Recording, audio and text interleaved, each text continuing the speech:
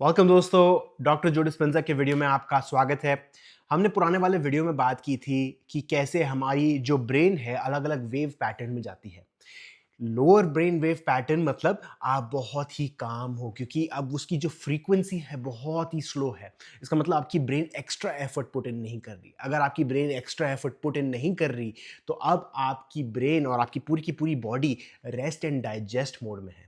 अब उस rest and digest mode से ही हम मैनिफेस्ट कर पाएंगे क्योंकि सिंपल सी चीज़ है दोस्तों, अगर देखा जाए तो कि अगर आपकी ब्रेन इतनी ज़्यादा एनर्जी ले रही है और अपनी बॉडी को प्रोटेक्ट करने की कोशिश कर रही है, इसका मतलब ये है कि कहीं ना कहीं उसको लगता है बाहर खतरा है। तो क्या आपको लगता है कि उस खतरे में आप कुछ नई चीज क्रिएट कर पाओगे? तो डॉक्टर जो डिस्पेंजा इस आइडिया को और भी ज़्यादा एक्सपैंड करते हैं और कहीं न कहीं इनके इस कोर्स में मैंने नोटिस किया है कि वो एक ही चीज़ को बार-बार दोहरा रहे हैं क्योंकि वो क्या करना चाहते हैं कि आपकी ब्रेन में, हमारी ब्रेन में वो पॉइंट हैमर करना चाहते हैं, उसी आइडिया को फिट करना चाहते हैं कि आपको एक काम स्टेट पे आना ज़रूरी है, आपको वो रेस्ट एंड डाइजेस्ट मोड में आना ज़रूरी है। वो एक एग्ज़ाम्पल देते हैं कि एक बार, पहली बात तो वहाँ वो जहाँ पर रहते हैं वो डिस्क्राइब करते हैं कि एक बहुत बड़े फार्म हाउस में रहते थे। वहाँ पर आस-पास सिर्फ़ जंगल ही जंगल है और उस फार्म हाउस पे वो एक बार घर जा रहे थे। फार्म हाउस में एंट्री ली उन्होंने, कार पार्क की, पार्किंग थोड़ी दूर थी घर से। पार्क की वहाँ पर फिर पैदल-पैदल जा रहे थे, अपना ब्रीफ़केस उठा के, अपना बैग उठा के जा रहे थे। पैदल-पैदल चलते-चलते अचानक से कोने में एक आवाज़ आई। अब वो डर गए। बोला कि क्या हुआ? कौन है? उन्होंने तो फिर अपना फ़ोन निकाला और फ्लैशलाइट चालू की और को कुछ नहीं दिख रहा था। जो फ्लैशलाइट की रोशनी है कहीं दूर तक ही जा रही थी बट आगे सिर्फ़ अंधेरा है। आपने देख रखा होगा, कभी आप जंगल जाते हो, कोई कैंपिंग करने जाते हो या कोई फ़ॉरेस्ट में जाते हो, वहाँ पर आप अगर आप फ्लैशलाइट यूज़ करते हो तो फ्लैशलाइट बिल्कुल कमज़ोर हो जाती है क्योंकि कहीं दूर तक ही जाती है रोशनी उसकी, उसके बाद फिर वो गिर जाती है। वो कुछ आपको दिखाई नहीं देता उसके बाद। उसी पॉइंट पे थे, वहाँ पर उनको कुछ दिखाई नहीं दे रहा था तो वो देख रहे थे कि क्या है? और फिर उन्होंने अपने अपने डॉग्स को आवाज़ दी, उन्होंने अपने डॉग्स की आवाज़ दी, रैल्फ, नोया, कहाँ पर हो? कोई डॉग है कि क्या है? अब रैल्फ और नोया मेरे मेरे डॉग्स हैं। नोया मेरी बहन का डॉग है, रैल्फ मेरे डॉग का नाम है। तो अपने डॉग्स को आवाज़ देते हैं, वो बोलते हैं कि कहाँ पर है? और उसके बाद कोई रिस्पॉन्स नहीं, तो वो समझ जाते हैं कि ये इसके डॉग्स नहीं है, कोई और है। अब वो थोड़ा और आगे चलते हैं और वो डर जाते हैं और देखते हैं क्या है? एक कूगर। कूगर एक जंगली जानवर है, वो वहाँ पर है और उसके साथ में एक छोटा-सा उसका बच्चा है। वो कूगर वार्निंग दे रहा है कि आस-पास मत आना, नहीं तो मैं तुम पे अटैक करूँगा, क्योंकि हर एक प्रोटेक्टिव होता है पेरेंट, हर एक जंगली जानवर अपने बच्चे को लेके प्रोटेक्टिव होता है। तो वो आवाज़ लगा रहा था कि आप उसके पास मत जाओ। तो डॉक्टर जो डिस्पेंजा बताते हैं कि उस टाइम पे जब मैं घबराया हुआ था, वो शेर की आवाज़ या कूगर की आवाज़ आई मेरे को, तो मैंने क्या ये बोला कि मुझे अपना हार्ट सेंटर खोलना चाहिए? क्या मैंने ये बोला कि नहीं, मुझे इनवर्ड जाना चाहिए, मुझे मैनिफेस्ट करना चाहिए? नहीं, वो लॉजिकल ही नहीं बनता, तो उसी तरीके से आपकी ब्रेन उस आइडिया को रिजेक्ट कर देगी।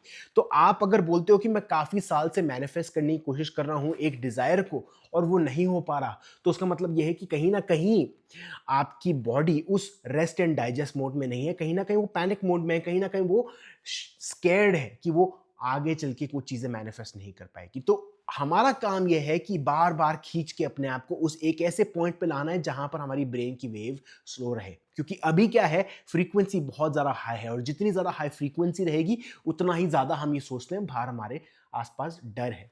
और जितना हमारा डर रहेगा बाहर, उतना हम एक्शन नहीं ले पाएँगे, उतना हम इनवर्ड नहीं जा पाएँगे। तो हमारा काम है इस चीज़ को पूरी तरह से उस नॉलेज को लिव करना, हमारी बॉडी के लेवल पे समझना। क्योंकि हमारी बॉडी बहुत ही आदत से मजबूर है। हम सुबह उठते हैं, हम बोलते हैं कि मैं आज का दिन बहुत अच्छा जाएगा। इब्राहिम हिक्स इसके बारे में बात करती है कि 17 सेकंड्स तक अगर आप एक थॉट को पकड़ के रखते हो, तो वो अब मैनिफेस्ट होने लग जाती है। एक डिज़ायर, एक रॉकेट लॉन्च होने लग जाता है और जैसे-जैसे हम वो 17 सेकंड को पकड़ के रखते हैं, कुछ टाइम बाद वो मोमेंटम पकड़ लेता है और उसके बाद हमारा दिन अच्छा जाने लग जाता है। बट प्रॉब्लम ये है दोस्तों, शुरुआत का टाइम जो है हमारी मॉर्निंग का, वो बहुत मुश्किल होता है। क्योंकि क्या होता है, हम बोलते हैं कि दिन बहुत अच्छा जाएगा, ये होगा, वो होगा, वो होगा, ये होगा, अच्छी चीज़ें आएँगी और उसके बाद हमारी प्रॉब्लम आती है हमारी लाइफ में। कोई ऐसा ईमेल आता है या कैसी कोई कोई चीज़ आती है, हम अखबार में कुछ पढ़ लेते हैं, हमारी बॉडी जानबूझकर याद दिलाती है कि तेरे को डरना चाहिए क्योंकि आज बाहर बारिश पड़ने वाली है और तेरे को आज ऑफिस जाना है। तेरे को डरना चाहिए क्योंकि अब यूएस में इलेक्शन का ये प्रॉब्लम हुई है। तेरे को डरना चाहिए क्योंकि अब ये नेबरिंग कंट्री जो है कहीं ना कहीं हम पे खतरा डाल सकती है। तेरे को डरना चाहिए क्योंकि कहीं ना कहीं क्रिकेट में प्रॉब्लम चल रही है। तो ऐसे करके प्रॉब्लम्स आएंगी हमारे दिमाग में, हमारी बॉडी बार बार रिकग्नाइज करवाएगी, हमको बार बार याद करवाने की कोशिश करेगी, कोई ना कोई बहाना ढूंढकर हमको याद दिलाएगी। क्योंकि क्या है, हमारी बॉडी अब मजबूर हो चुकी है उस इमोशन पे, उस इमोशन को उसने क्या कर रखा है, उसको एडिक्शन के तौर पे पकड़ के रखा है। वो सैडनेस वाली फीलिंग, वो डिप्रेशन वाली फीलिंग, वो लाचारी वाली फीलिंग, वो विक्टिम माइंडसेट वाली फीलिंग जो है, वो हमारे बॉडी ने समझ रखा है कि वो मैं हूं, वो आइडेंटिटी से जोड़ के रखा है। और जब तक उस आइडेंटिटी से जोड़ के रखेंगे हम आगे नहीं बढ़ पाएंगे। तो कहीं ना कहीं हमको अपने बॉडी को डिटैच करने की जरूरत है। और एक और चीज बताऊं मैं, जो डॉक्टर जिस डो डिस्पेंडर नहीं बताते, कई बार हम बोलते हैं कि मेरा दिन अच्छा जाएगा, मेरा दिन अच्छा जाएगा, मेरा दिन अच्छा जाएगा, और आज बहुत अच्छी चीज़ें होंगी, आज लॉ ऑफ अट्रैक्शन से मैं नई चीज़ें क्रिएट करूंगा। और उसके बाद जैसे ही हम उस थॉट को पकड़ के रखते हैं और कोई गलत चीज़ हो जाती है, हम बोलते हैं कि यार ये काम क्यों नहीं किया। बात तो ये है कि एक्चुअली अगर आप लॉ ऑफ अट्रैक्शन के लेवल पे देखोगे तो वो चीज़ एक्चुअली काम की। क्योंकि क्या होता है, अगर एक एरिया लेते हैं, एक लैंड लेते हैं, वहाँ पर झाड़ियाँ उग रही हैं, वहाँ पर वीड उग रहे हैं, वहाँ पर ऐसे-ऐसे पेड़-पौधे उग रहे हैं, जहाँ पर कोई भी प्रॉपर स्ट्रक्चर नहीं है, कोई भी पौधा कहीं भी उग रहा है, बिल्कुल जंगल सा है वो एक छोटा-सा प्लॉट। अब वहाँ पर आप सोचते हो कि आपको एक बहुत अच्छा गार्डन बनाना है, तो वो गार्डन बनाने के लिए वो पत्तों को जलना पड़ेगा, वो वीड्स को खत्म होना पड़ेगा, वो ग्रास को जलना पड़ेगा, वो गिर के बिखरना पड़ेगा। तो वही सेम चीज़ हमारी लाइफ में हो रही है। तो जब भी हम उस थॉट के साथ उठते हैं, ये बोलते हैं कि आज मैं अपना गार्डन बनाऊंगा, इस लाइफ को गार्डन बनाऊंगा, यहाँ पर रोजेस उगाऊंगा, यहाँ पर मैं ट्यूलिप्स उगाऊंगा। बट प्रॉब्लम ये आती है कि जैसी कोई खराब चीज हमारी बाहर होती है लाइफ में, हम बोलते हैं कि यार ये प्रॉब्लम आ रही मेरी लाइफ में। अब वो क्या हुआ, यूनिवर्स हमको हेल्प करना चाहता था उस चीज को तोड़ के बिखर के नई चीज बनाने के लिए, बट हमने उसको एक लेबल दे दिया। अब उस लेबल के हिसाब से ही वो काम करेगा। अब वो जो वीड गिर के उखड़ रही थी, अब नई वीड वहां पर आ जाएगी, नई प्रॉब्लम वहां पर आ जाएगी, उससे भी शायद खराब। तो हमारा काम यह है कि नॉन जजमेंटल रहना और बार बार अपने आप को याद दिलाना कि मेरे लिए चीजें काम कर रही है। Everything is working out for me, everything is working out for me. ये चीज को आपको हमेशा याद रखना है।